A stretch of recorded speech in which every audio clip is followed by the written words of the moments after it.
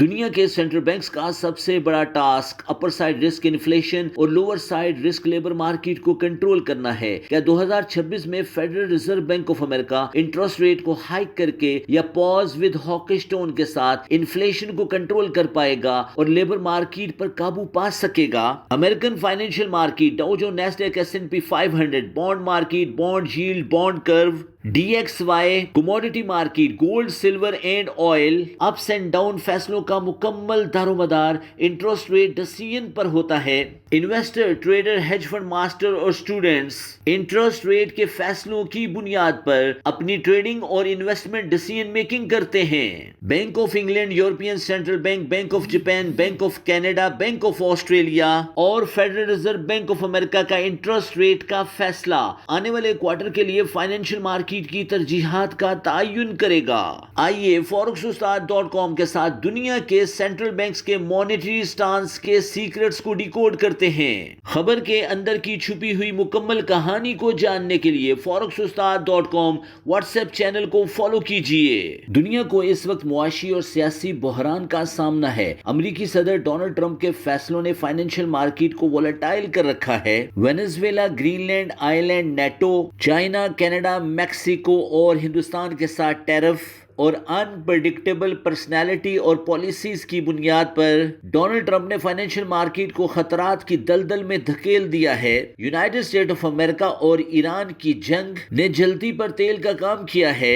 Financial market مکمل uncertain ہے۔ آبنائے ہرمز مکمل طور پر بند ہے۔ ہاؤسز نے باب المندب کو بند کر دیا ہے۔ نہر سوئز بھی پارشلی کلوز ہے۔ دنیا کی انرجی سپلائی لائن 30% سے زیادہ کٹ ہو چکی ہے۔ آئل اور گیس کی بندش کی بنیاد پر خلیج کے ممالک Hindustan, Pakistan, euro zone, United kingdom اور امریکہ میں انرجی کرائسس نے سر اٹھایا ہے۔ انرجی کرائسس کی بنیاد پر دنیا کے کارخانے بند ہونا شروع ہوئے ہیں۔ ان امپلائمنٹ میں اضافہ نوٹ ہوا ہے۔ گلوبل انفلیشن 7.3% سے تجاوز کر چکی ہے اور دنیا کے لیبر مارکیٹ کے مسائل حد سے تجاوز کر چکے ہیں۔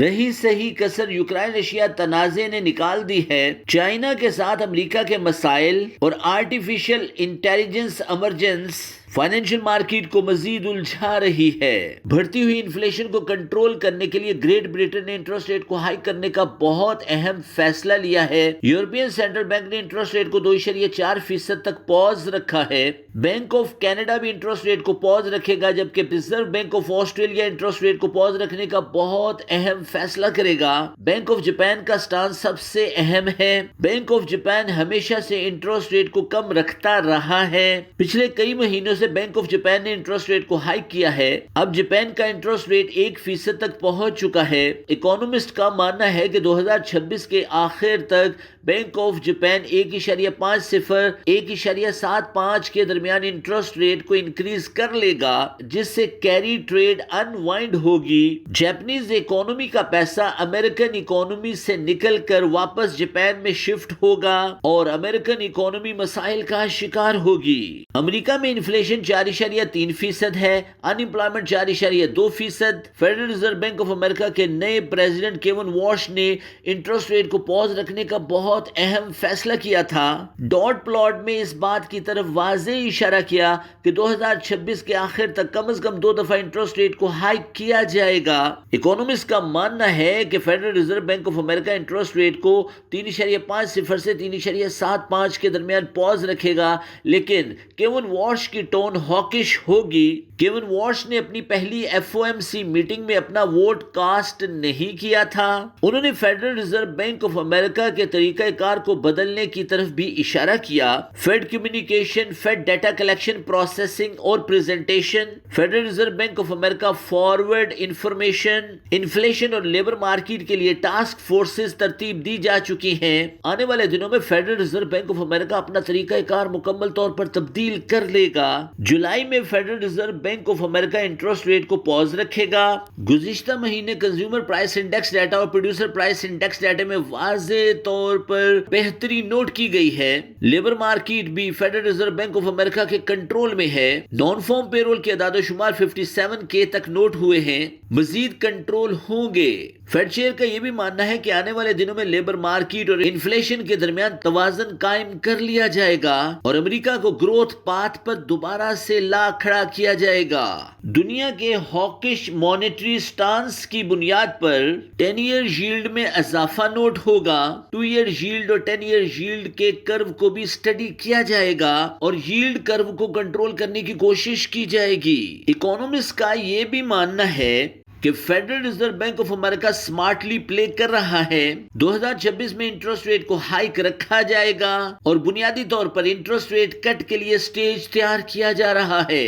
اکانومسٹ کا یہ بھی ماننا ہے کہ بانڈ مارکیٹ کو کنٹرول کرنے کی کوشش کی جائے گی۔ اکانومسٹ کا یہ بھی کہنا ہے کہ انٹرسٹ ریٹ ہائیک اور پاز ود ہاکش ٹون آنے والے دنوں میں DXY میں واضح طور پر اضافہ کرے گی۔ ایک محتاط اندازے کے مطابق آنے والے دنوں میں انفلیشن میں کمی ہوگی اور ان امپلائمنٹ ریٹ بھی 4.2 سے 4% اور 3.8% تک سلپ ہو سکتا ہے۔ اکانومسٹ کا یہ بھی ماننا ہے کہ انٹرسٹ ریٹ ہائیک کی بنیاد پر گروتھ کی رفتار میں کمی نوٹ کی جائے گی، لیکن 2027 کے پہلے کوارٹر میں فائنینشیل مارکیٹ انٹرسٹ ریٹ کٹ بیانیے کی طرف بڑھے گی اور گروتھ کی رفتار کو تیز کیا جائے گا۔